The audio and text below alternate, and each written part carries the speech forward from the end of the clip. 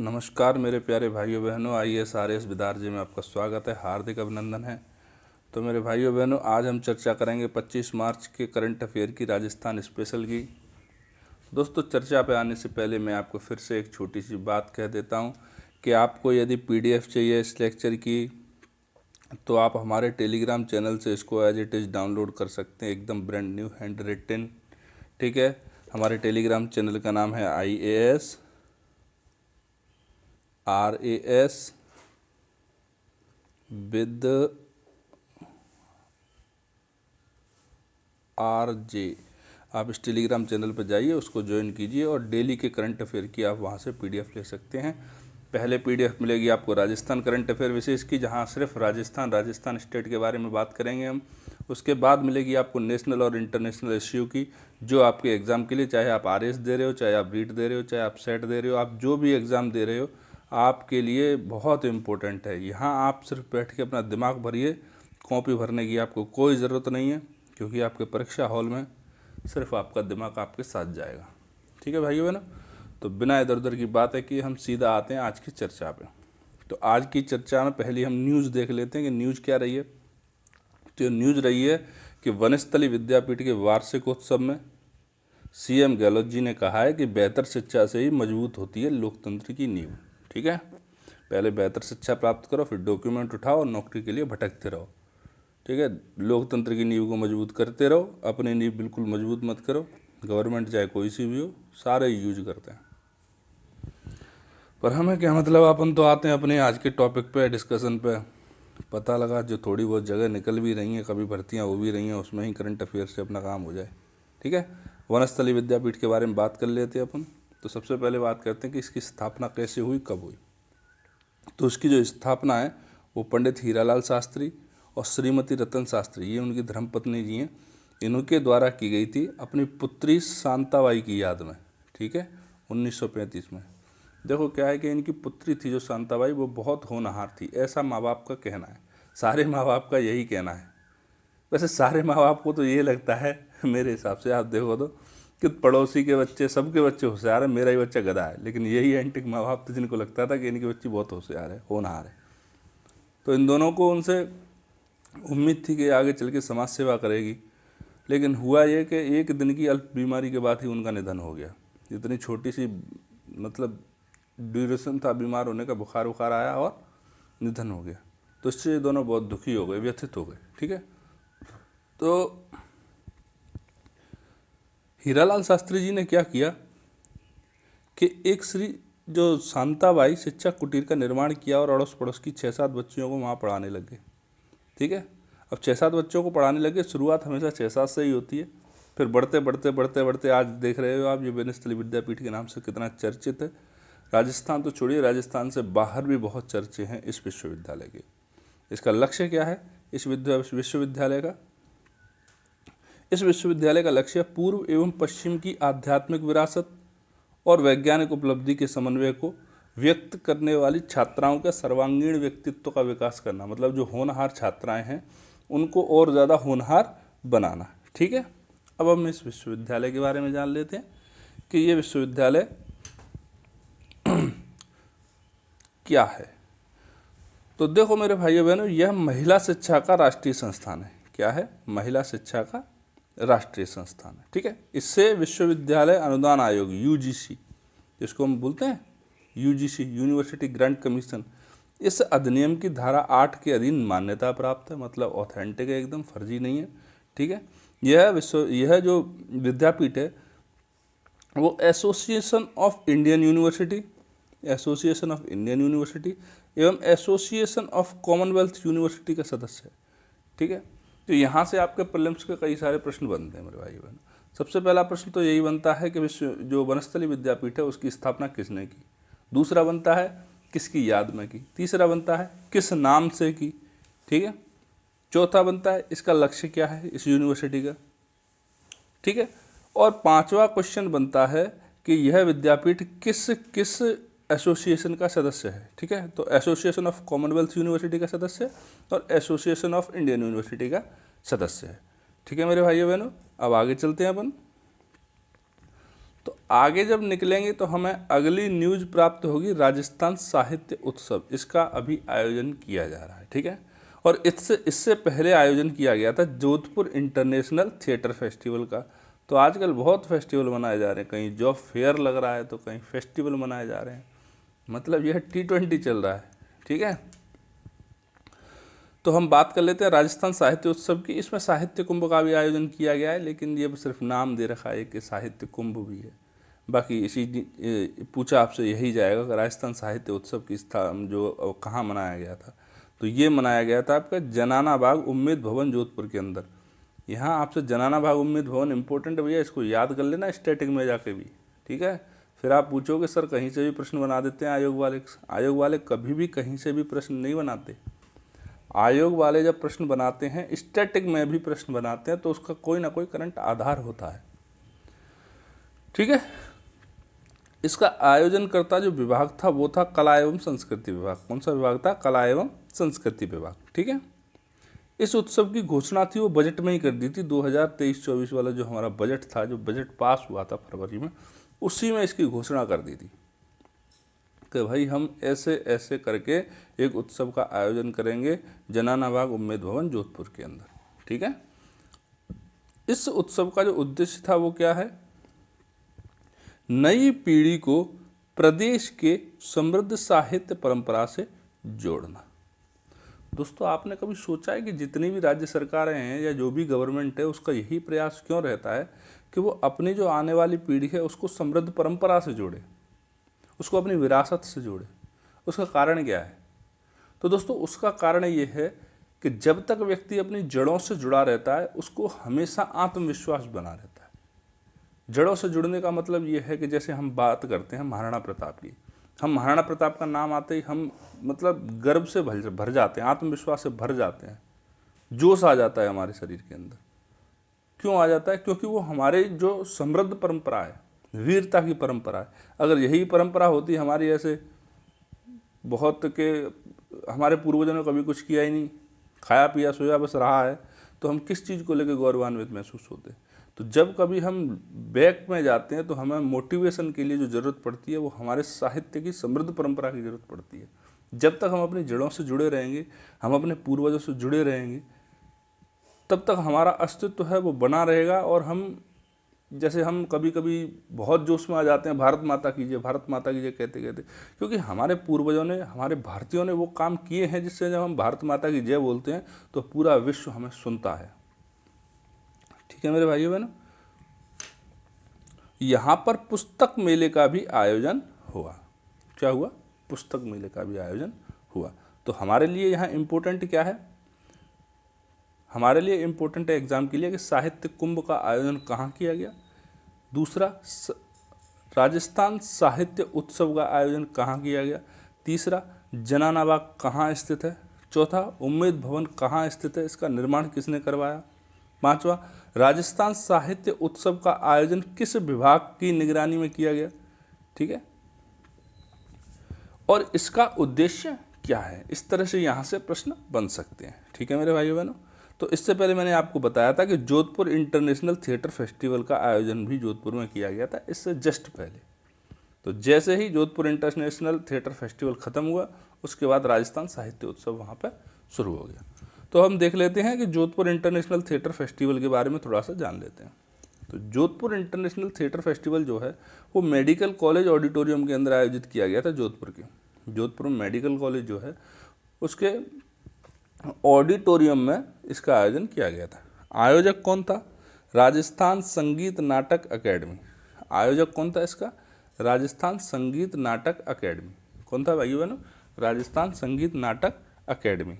तो दोस्तों, मैं वैसे राजस्थान संगीत नाटक अकेडमी के बारे में आपको 21 तारीख के करंट अफेयर में पूरा मैं आपको बता चुका हूँ, ठीक है। क्या कर चुका हूँ मैं? 21 तारीख के करंट अफेयर में पूरा इसको बता चुका हूँ 21 मार्च के में। लेकिन फिर से मैं एक बार इसकी चर्चा कर देता हूँ, जिससे क्या होगा, आपके क्लियरिटी आ जाएगी। तो भाइयों बहनों, जो राजस्थान संगीत नाटक अकेडमी है जोधपुर के अंदर, कौन सी? संगीत नाटक अकेडमी जोधपुर के अंदर, उसकी स्थापना की गई थी 16 दिसंबर 1957 को। तो 16 दिसंबर को आपको याद करने की ज़रूरत नहीं है। 1957 यदि याद रह जाए तो ठीक है, नहीं रहे तो ऐसी कोई संकट वाली बात नहीं है, बात यह है कि ये किस विभाग के अंतर्गत आता है उसको आपको याद रखना है, दूसरा इसका उद्देश्य क्या है वो आपको याद रखना है। ये दो चीज़ें होती हैं एग्जाम में पूछे लायक। कभी कभी पूछ भी लेते हैं, किसी की सन पूछ लेते हैं, लेकिन इस तरह का क्वेश्चन कोई इक्का दुक्का ही होता है और उसके लिए हम सनों को याद करते करते जो चीज़ हमें याद होनी चाहिए, जो चीज़ याद करनी चाहिए, हम उसको भूल जाते हैं। ठीक है, तो इसकी जो स्थापना है वो राजस्थान के शिक्षा विभाग के द्वारा की गई थी। किसके द्वारा की गई थी? शिक्षा विभाग के द्वारा। लेकिन अभी ये किस विभाग के अंतर्गत आता है? अभी आता है ये कला एवं संस्कृति विभाग के अधीन। ठीक है, यह किस क्षेत्र में कार्य करती है? संगीत के क्षेत्र में, नाटक के क्षेत्र में, जिससे इसके नाम से ही आपको प्रतीत होता है। लेकिन एक और चीज़ है साथ में, नृत्य। संगीत, नाटक और नृत्य, ये तीनों ही क्षेत्रों में कार्य करती है। और इस संस्था का उद्देश्य क्या है? तो दोस्तों, इस संस्था का जो उद्देश्य है वो है नृत्य, नाटक और संगीत के माध्यम से के संबंध में राजस्थान के विभिन्न हिस्सों के बीच विचारों, तकनीकों के आदान प्रदान को प्रोत्साहित करना। अब ये तो आप जानते हो कि राजस्थान के अंदर यहाँ कुछ और है, यहाँ कुछ और है, यहाँ कुछ और है। जो कहावत है ना कि 4 कोस पे पानी बदले और 8 कोस पे वाणी, ये जो कहावत है वो राजस्थान के संबंध में ही है। राजस्थान की इतनी विविधताएं हैं, इतनी तो पूरे भारत देश के अंदर नहीं होंगी जितनी अकेले राजस्थान के अंदर। ठीक है, और क्या काम करता है ये? और भारतीय नृत्य, नाटक और संगीत के क्षेत्र में अनुसंधान करता है। अब ऐसी बात नहीं है कि राजस्थान की कलाओं के बारे में ही करता हो। ये राजस्थान के अंदर भारतीय नृत्य, नाटक और संगीत के अनुसंधान के क्षेत्र में भी कार्य करती है ये संस्था। ठीक है, और क्या करती है ये संस्था? ये राजस्थान में कार्यरत अपने संबद्ध निकायों की गतिविधियों का समन्वय करती है। अपने अलग अलग इसके क्षेत्रीय निकाय हैं, एक ये है, एक ये है, एक ये है, एक ये है। अब ऐसा नहीं है ये कुछ अलग कर रहा है, ये कुछ अलग कर रहा है, ये कुछ अलग कर रहा है। ये संस्था क्या करती है? इनके कार्यों के बीच में समन्वय स्थापित करती है। ठीक है भाइयों बहनों, और क्या करती है? और लोक परंपराओं का रिकॉर्ड रखती है। जो आपकी प्राचीन लोक परंपराएं हैं उनका ये रिकॉर्ड रखती है। क्योंकि आपको पता है कि भले ही राजस्थान में कितनी छोटी से छोटी जनजाति हो, लेकिन उसकी जो कला की परंपरा है वो बहुत समृद्ध है। तो उस कला की परंपरा का, वो आदिवासी हैं, जनजाति लोग हैं, उनको क्या पता क्या रिकॉर्ड होता है। तो ये संस्था क्या करती है? उसका रिकॉर्ड करती है। ठीक है मेरे भाइयों बहनों, तो यही था इस संस्था के बारे में इम्पोर्टेंट। अब हम चलते हैं आगे की तरफ। तो आगे की तरफ ये है कि जोधपुर इंटरनेशनल जो थिएटर फेस्टिवल हुआ है, इस प्रकार का नाटक केंद्रित अंतर्राष्ट्रीय आयोजन पहली बार किया गया है राजस्थान के अंदर। अब ये इम्पोर्टेंट हो जाता है, इसीलिए मैंने इसका मेंशन किया है कि राजस्थान साहित्य उत्सव से पहले यहाँ पर जोधपुर इंटरनेशनल थिएटर फेस्टिवल का भी आयोजन किया गया है। ठीक है मेरे भाइयों बहनों, अब अपन चलते हैं एक कदम आगे। हमारी अगली न्यूज है वन वर्ल्ड टीवी समिट। ठीक है, क्या है? टीवी समिट, मतलब ट्यूबरकुलोसिस जो रोग है। अब कमेंट सेक्शन में आप ये बताइए कि ट्यूबरकुलोसिस जो रोग है वो किस जीवाणु के कारण होता है, उसका नाम आप बताइए। कमेंट सेक्शन में कमेंट करना, उसका नाम बताना। ठीक है, तो इसका आयोजन कहाँ किया गया था भाइयों बहनों? इसका आयोजन किया गया था वाराणसी के अंदर, विश्व टीबी दिवस के अवसर पर। अब आपको पता लग गया होगा कि टीबी दिवस था, इसीलिए इस तरह की समिट का आयोजन किया गया था। उससे पहले जल दिवस था। जल दिवस था तो सारी जल से संबंधित योजनाएं, सबको जल ही जल दिख रहा था। अब क्या है? अब टीबी समिट है। अब टीबी समिट है तो क्या दिख रहा है सबको? टीबी, टेलीविजन वाली टीबी नहीं, ट्यूबरकुलोसिस वाली टीबी। ठीक है, तो वैश्विक स्तर पर जो टीबी के उन्मूलन का जो लक्ष्य रखा गया है वो रखा गया है सन 2023 तक। ठीक है, सन 2030 तक, 2030 तक। ठीक है, भारत एक कदम और आगे निकला। मोदी जी बोले अच्छा भाइयों बहनों, तुम 2030 तक करोगे तो हम 2025 तक कर देंगे। तो भारत ने नेशनल ट्यूबरकुलोसिस जो मिशन है उसकी शुरुआत कर दी, राष्ट्रीय टीबी उन्मूलन मिशन, इसकी शुरुआत कर दी। और भारत ने कहा कि आप 2030 तक करोगे और हम 2025 तक ही कर देंगे। भारत ने जब ये 2025 तक का लक्ष्य रखा था तो भारत में उस समय पे उम्मीद नहीं थी कि 2025 तक हो जाएगा। ये लक्ष्य रखा गया था भाइयों बहनों 2017-18 के अंदर। कब रखा गया था? 17-18 के अंदर। लेकिन भारत के सभी राज्यों ने, विशेषकर राजस्थान ने, अभूतपूर्व इसमें ये मान लो कि आप बहुत बहुत अच्छे प्रयास किए, अभूतपूर्व प्रयास किए और अभूतपूर्व उपलब्धियां प्राप्त करी हैं, ठीक है, जिसके कारण हमें लगता है कि 2025 तक सच में हम टीवी से पार पा जाएंगे। ठीक है मेरे भाइयों बहनों, अब अपन आगे चलते हैं। तो हम देख लेते हैं राजस्थान की स्थिति क्या रही है इस बार के जो टीवी समिट हुआ है, वन वर्ल्ड टीवी समिट, उसमें राजस्थान के क्या स्टेटस रहा है, हमारी इज्जत बढ़ी है या कम हुई है, उसको हम देख लेते हैं। तो राजस्थान सरकार का एक इनिशिएटिव था कि टीवी हारेगा राजस्थान जीतेगा, टीवी हारेगा और राजस्थान जीतेगा। तो ये एक क्या अभियान की शुरुआत हुई थी, एक इनिशिएटिव की शुरुआत हुई थी, और ये इनिशिएटिव बहुत सफल रहा। ठीक है, हम जो पिछले वर्ष में जब इसी तरह का जब समिट हुआ था, या फिर बोलें तो जो टीवी विश्व टीवी दिवस था, पिछले वर्ष हम राजस्थान में 19वें पायदान पे थे। कहाँ थे? 19वें पायदान पर। और अब कहाँ हैं? अब हम चौथे पायदान पे। ऐसी छलांग लगाई हमने कि सबको पीछे छोड़ दिया। ठीक है, अब टीवी को हमने क्या किया, अपने राज्य से एलिमिनेट किया। तो टीवी एलिमिनेशन अवार्ड मिला हमें। क्या मिला? टीवी एलिमिनेशन मतलब टीवी उन्मूलन अवार्ड। कौन सी कैटेगरी में? सब नेशनल कैटेगरी में राजस्थान के 8 जिलों को मिला है। कितने जिलों को मिला? 8 जिलों को। अब इन 8 जिलों के नाम हम देख लेते हैं कि इन जिलों को कौन सा मेडल मिला है। ठीक है, तो 12 भीलवाड़ा, जालौर और जैसलमेर। 12 भीलवाड़ा, जालौर और जैसलमेर। ठीक है, इनको मिला आपका रजत पदक, सिल्वर मेडल। बांसवाड़ा, चित्तौड़गढ़, राजसमंद और उदयपुर, इनको मिला है कांस्य पदक।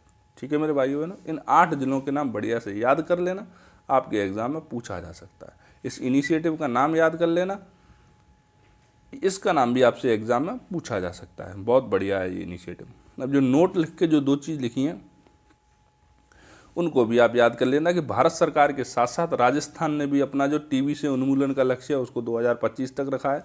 ठीक है, राजस्थान ने तो अच्छी छलांग लगाई ही लगाई है, लेकिन देश के अंदर 2 और ऐसे हैं राज्य, इसमें कर्नाटक और जम्मू कश्मीर है, जो टीवी मुक्त अवार्ड से सम्मानित किया गया है। मतलब इन दोनों राज्यों के अंदर टीवी के पेशेंट ही फिनिश हो चुके हैं, टीवी ही खत्म कर दिया इन्होंने।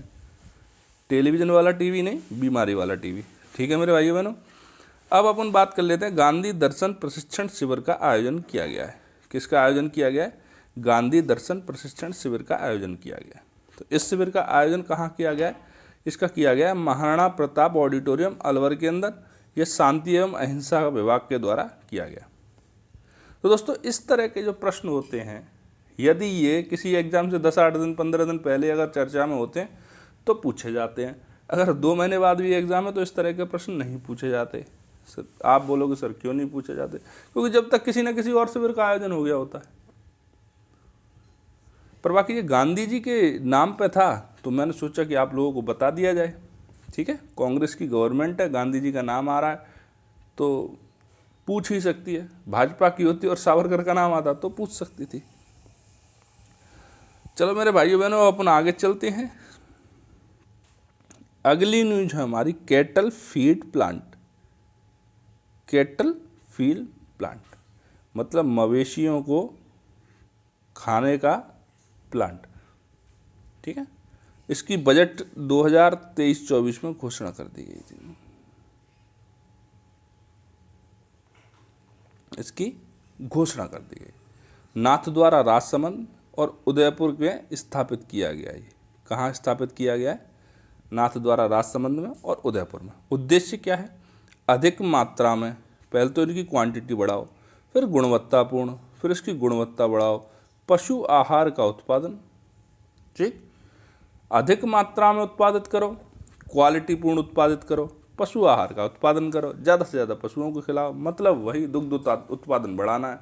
अब मैं पढ़ा चुका हूँ आपको कि राजस्थान में दुग्ध उत्पादन में राजस्थान का, वो भारत के दुग्ध उत्पादन में राजस्थान का कौन सा स्थान रहा। तो इसको आप मुझे कमेंट सेक्शन में लिख के बताइए कि कौन सा स्थान रहा है। अब अपन चलते हैं नेक्स्ट पेज पे। तो नेक्स्ट पेज पे हमारी न्यूज ये है कि जो कैटल फीड प्लांट है उनकी स्थापना की गई है, उनको फंडिंग कैसे मिलेगी, उनको पैसा कहाँ से आएगा, क्या प्राइवेट सेक्टर से आएगा या पब्लिक सेक्टर से आएगा। तो दोस्तों, डिस्ट्रिक्ट मिनरल फाउंडेशन ट्रस्ट के माध्यम से इसकी फंडिंग की जाएगी। कौन करेगा भाई? गवर्नमेंट ही करेगी। डिस्ट्रिक्ट मिनरल फाउंडेशन ट्रस्ट के माध्यम से इसकी क्या की जाएगी? फंडिंग की जाएगी। भैया पैसा पकड़ो उत्पादन ज़्यादा करो और गुणवत्तापूर्ण करो। ठीक है मेरे भाइयों बहनों, अब हम चलते हैं आगे। तो साहित्य अकेडमी पुरस्कारों की घोषणा हुई है 2022-23 की। क्या हुई है? साहित्य अकेडमी पुरस्कारों की घोषणा हुई। वैसे तो बहुत सारी कैटेगरियों में दिया जाता है, विश्वविद्यालय स्तर पर दिया जाता है, महाविद्यालय स्तर पर दिया जाता है, उच्च माध्यमिक स्तर पर दिया जाता है, माध्यमिक स्तर पर दिया जाता है, लेकिन अपने लिए जो इम्पोर्टेंट है 5 6 7 8 नाम उनको मैं ले आया हूँ। यदि प्रश्न पूछा गया तो यहीं से आएगा, और यहाँ से अगर नहीं पूछा गया तो आप रटते रटते पागल हो जाओगे, रट ही ना पाओगे, इतने सारे नाम। ठीक है, तो मैं पहले आपको बता देता हूँ मीरा पुरस्कार। पहला पुरस्कार कौन सा है? मीरा पुरस्कार। मीरा पुरस्कार दिया गया रति सक्सेना को। किनको? रति सक्सेना जी को। इनकी कृति का नाम क्या है? इधर हमारे पुरस्कार हैं, इधर प्राप्तकर्ता है, इधर कृति। इनकी कृति है कविता पुस्तक। कौन सी है? कविता पुस्तक। नाम क्या है उसका? हंसी एक प्रार्थना। मतलब बोलते ना, जो हंसे उसका घर बसे, और जिसका घर बसे पता नहीं फिर कब हंसे। तो हंसी एक प्रार्थना, मतलब हंसते रहोगे तो आप ये मान लो आप भगवान की पूजा कर रहे हो, प्रार्थना कर रहे हो। जनार्दन राय नागर पुरस्कार। कौन सा पुरस्कार है? जनार्दन राय नागर पुरस्कार। ये मिला डॉक्टर चंद्र प्रकाश देवल को। इनकी कृति के बारे में कोई चर्चा नहीं है। ठीक है, अगला है आपका रांगेय राघव पुरस्कार। ये उपन्यास लिखने के क्षेत्र में दिया जाता है। किस क्षेत्र में दिया जाता है? उपन्यास लिखने के में। रांगेय राघव ये मिला है श्री भरत चंद्र शर्मा जी को। इनका उपन्यास है पीर पर्वत सिंह। दोस्तों, आप कभी कभी देखते हो पुस्तक के लेखक कौन है, वो प्रश्न इन्हीं से पूछा जाता है। यहाँ से 2-3 प्रश्न बनते हैं। पहला प्रश्न ये बनता है कि पुरस्कार का नाम देके आपसे पूछ लेगा कि ये किस श्रेणी में दिया जाता है। दूसरा प्रश्न ये पूछा जाता है कि ये पुरस्कार निम्नलिखित में से किस व्यक्ति को दिया गया है। और तीसरा प्रश्न ये पूछा जाता है कि इस कृति के लेखक कौन है। तो इनको स्पीड में रट लेना आप, बढ़िया तरह से रट के, मतलब, और आगे वाली गेम के अंदर रखना है। 2-3 प्रश्न देता ही देता है किसी भी एग्जाम में। और अगले जब तक दूसरा अवार्ड नहीं मिल जाएंगे इसी तरह के, तब तक ये चर्चा में रहेगा और इम्पोर्टेंट रहेगा पूरी साल भर के लिए। इसलिए जो चीज़ साल भर के लिए इम्पोर्टेंट हो उनको बढ़िया से रट्टा मार दिया करो। ठीक है, अगला है आपका सुधींद्र पुरस्कार। सुधींद्र पुरस्कार दिया जाता है काव्य रचना के लिए। ये दिया गया है कवि श्री माया मृग जी को।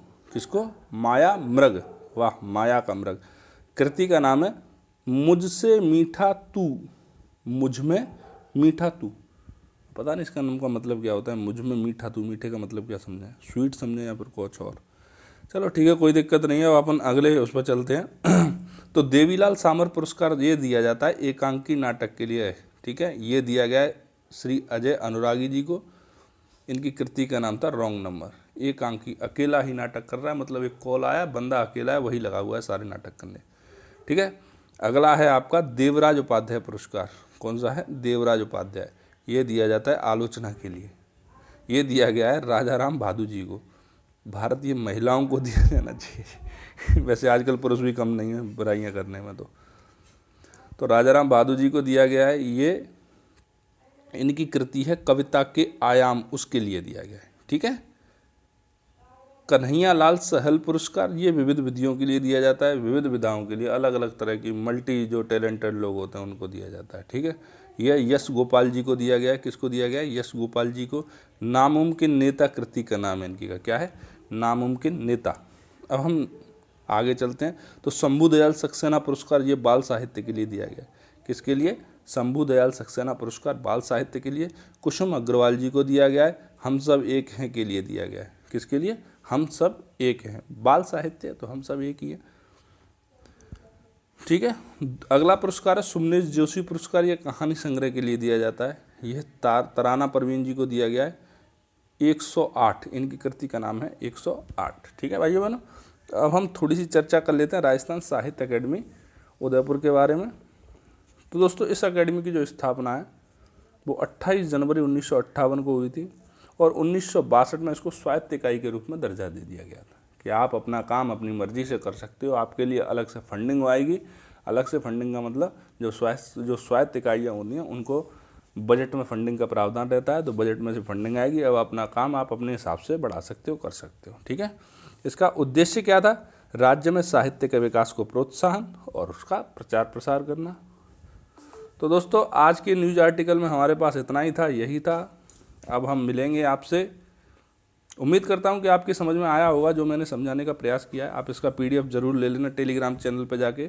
टेलीग्राम चैनल में फिर से बता देता हूं आपको, IAS RAS विद RJ, इस चैनल को आप सर्च करके ज्वाइन कर लो मेरे भाइयों बहनों। डेली आपको PDF और लेक्चर दोनों ही मिल जाया करेंगे। अब मिलते हैं आपसे एक नए लेक्चर के साथ में, तब तक के लिए जय हिंद जय भारत।